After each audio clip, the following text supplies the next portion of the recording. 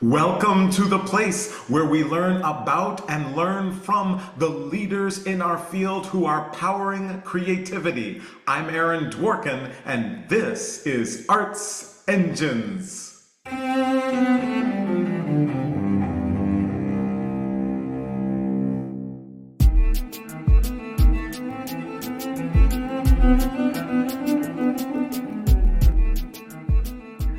Thanks again for joining me here on Arts Engines. Today's guest is Anthony Trionfo, who is an extraordinary flutist and also a member of the Idea Committee at the Aspen Music Festival and School. Anthony, welcome to the show. Hello, thank you for having me. I'm very happy to Well, be here. I'm so excited to talk with you. And obviously, Aspen is one of our longest serving creative partners of the show, do tremendous work. And of course, in my whole other, Sphinx Life, amazing partnerships there with Aspen and just some extraordinary opportunities. And it's just an extraordinary community. But I thought we'd just start off with our audience. Could you share just a little about your life as an artist? Sure. So I am a flutist, as was mentioned. I'm currently based in New York City. I do freelance work, playing with groups like Orpheus Chamber Orchestra and Princeton Symphony, as well as holding the second flute position in the Pro Musica Chamber Orchestra in Ohio. I also have a nonprofit organization that I helped start called Umoja Flute Institute, and our mission is to bring the tools needed for Black flutists to survive and thrive at all levels. And I'm also part of the Aspen Idea Committee, which is their inclusivity, diversity, equity, and accessibility board. And I love all the work that I get to do. I'm also a teacher. I just finished teaching at Interlochen Arts Academy this past semester, and yeah, it's great. I do a whole bunch of things.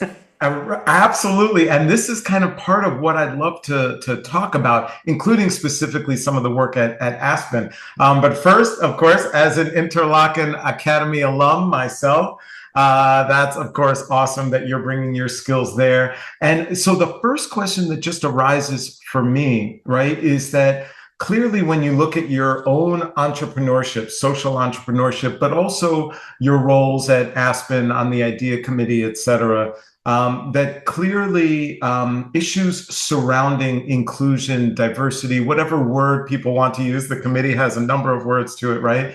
There seems to be a flow through. And just wondering if, as an artist, as a leader, could you kind of share with us, is that the case and why? Sure. So I think when you talk about a flow through, can you be a little bit more specific for me? Totally, absolutely. That it seems to be something you want to incorporate in your life. Like, in other words, you're already performing and doing incredible things. You're teaching and doing incredible things, but you add on to that, serving on committees like this, literally starting your own nonprofit that has this focus. So it seems that for you, having work and having part of your professional life be committed towards these issues seems to be important. And so I'm curious if is that true, and if so, why do you feel it's important? Oh, that's actually a great question, and I understand it better. Yeah, So, no, for sure. I think about this a lot in terms of all the different hats I wear, and on any given day, what I'm doing with my career as a musician. And it always comes back to me when I think of how I got to where I am today. And by no means am I done growing, but it really takes a village. And from a very, very young age, I was given so many opportunities through my teachers, from my band directors, from my private lessons teachers, and that includes, having free lessons at a time when my family couldn't afford them, or saying, oh, you should really go and meet this person, talk to them, maybe they can help you.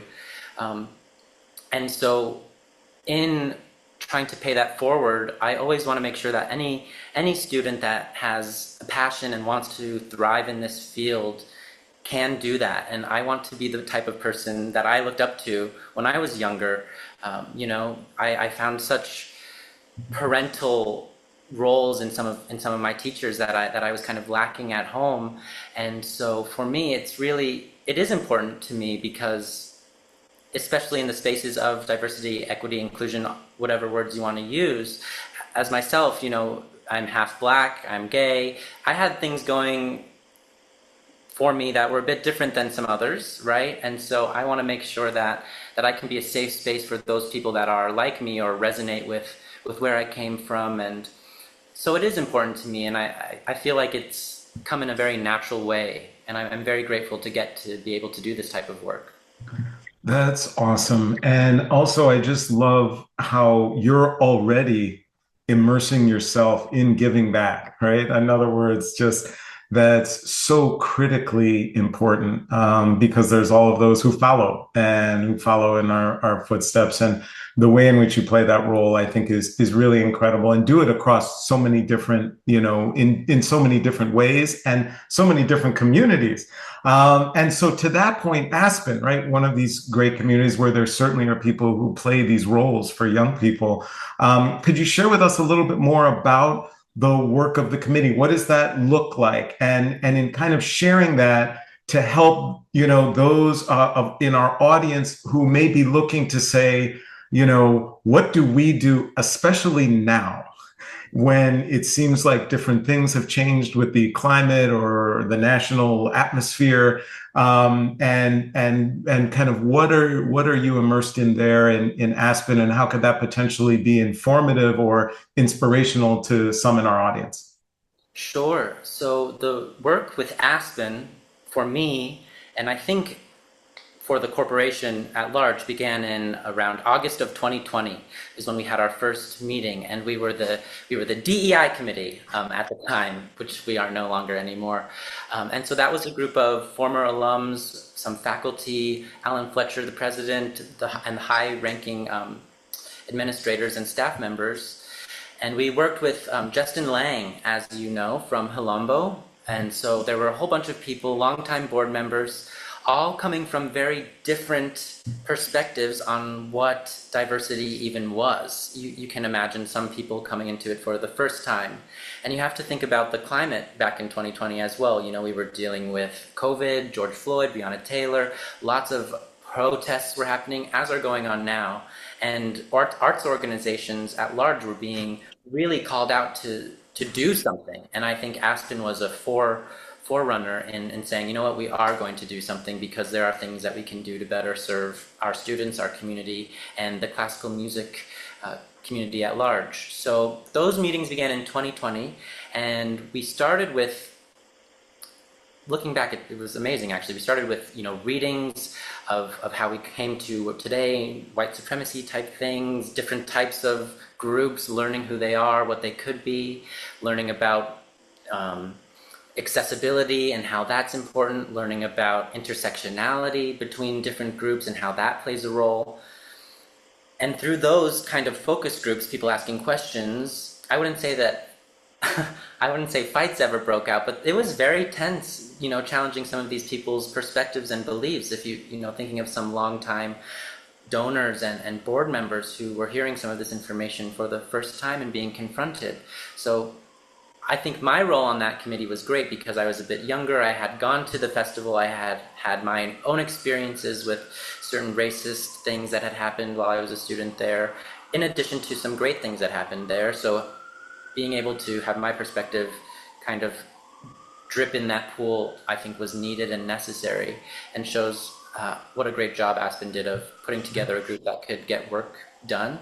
So from those focus groups, we Right. then I'm curious, kind of now as you look and see that trajectory from, wow, 5 years ago, it seems so recent, right? 2020, but like 5 going on 6 years ago, um, have there been any key shifts, or do you see trends, or how do you see things now and how that work manifests?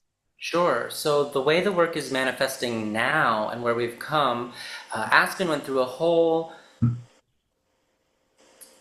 They looked at the music they were playing, their students, their performers, their conductors, the guest artists they were having, and they had very specific goals. They're board members of saying, okay, if we want to diversify, we need to do this. So they have everybody that is in some way, shape, or form going through Aspen, they looked at those numbers and they said, okay, let's diversify. And so since the time we've been working with them, and there are spreadsheets that I believe are on their website actually, you can see different makeups that are much more diverse in terms of their board members, in terms of the music that they're playing on stage, much more diverse.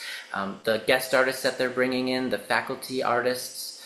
So it came with goals of saying, we're going to diversify this place. And, and they're actually doing that, and they're continuing to do that. And I think, yes, 5, 6 years later, it still seems like yesterday. And of course, there's always going to be more work to do as we still uncover other areas that we're totally neglecting in terms of making sure everybody's feeling included. But that's where it starts, and I think we're all much better people for it, and we have a broader perspective on what we can do as musicians and artists to enhance a community and be part of that community. Awesome. And what I especially love about that is kind of the encompassing, in other words, bringing a broad group of voices together to shape the work, but then having a filter, not just, oh, let's just do this, but let's look at our institution as a whole. Let's look at the repertoire. Let's look at board members. Let's look at faculty or visiting artists, et cetera, and to have a comprehensive result that they are sharing with their constituents and with the community. Such important work. Well, this is awesome. Unfortunately, we are just about out of time, but I always like to ask of all my guests, right? You are doing all of this amazing work, and I'm playing roles like this for institutions like Aspen, literally building and founding your own institutions, teaching, performing, etc. There have to be some days where challenges are massive and where you might even feel like, I don't even know how I'm going to overcome this particular obstacle. I'm just curious, on those toughest of days, what do you do? What mechanisms do you have that enable you to move through the toughest times?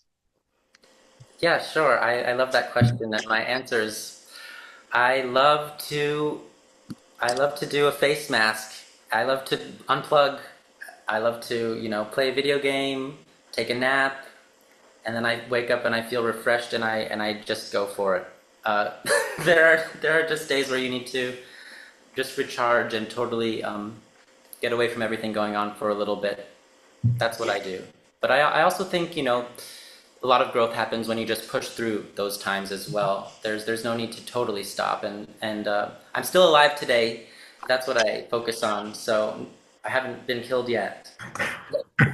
Well, beyond that, you're doing extraordinary work and having an amazing impact. Anthony Trionfo, you truly are one of the arts engines who is powering human creativity in our world. Thank you so much for everything you do, and thank you for being on the show. My pleasure. Thank you.